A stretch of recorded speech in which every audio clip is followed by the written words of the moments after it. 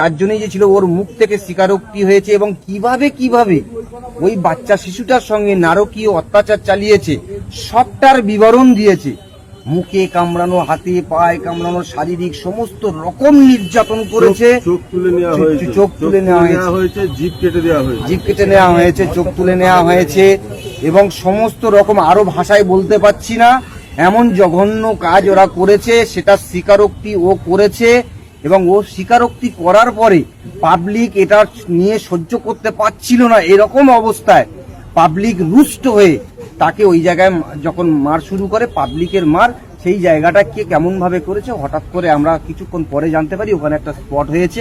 আমরা কিছুক্ষণ পরে যখন পুলিশ আসে আমরা স্পটে যাই, যাওয়ার পরে দেখি ও অলরেডি পুলিশ তখন ওদেরকে তুলে নিয়ে রেস্কিউ করে হাসপাতালের উদ্দেশ্যে নিয়ে যায় ওই ইন্দ্রকে।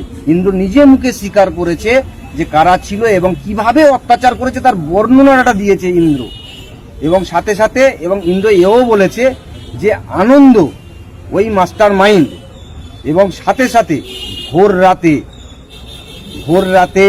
ভোর রাত থেকে যে গলার উপর পা তুলে দিয়ে, বুকের উপর পা তুলে দিয়ে ওকে হত্যা করে প্লাস্টিকের বস্তায় সেখানে মুড়ে দিয়ে জলে ফেলে দিয়েছে।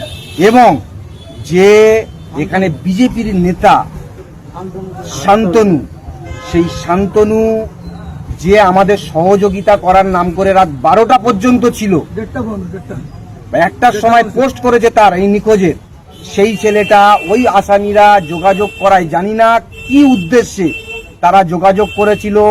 ভোরে ক্যাম্পে গিয়ে তাদের সহযোগিতা করে আনন্দকে ছাড়িয়ে দেওয়ার ব্যবস্থা করে পালিয়ে যাওয়ার এবং বুলেকে থানায় তুলে দেওয়ার ব্যবস্থা করে ক্যাম্পের পুলিশের সহযোগিতায়।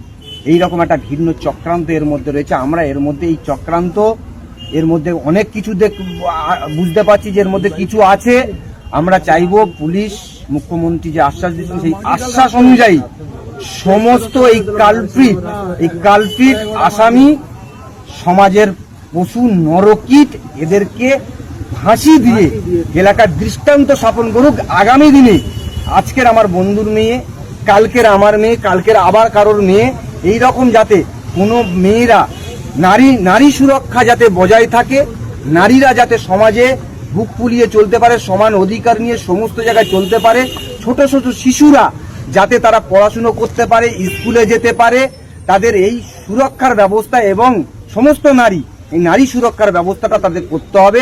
আমরা সরকারের কাছে এই আশাটা রাখছি।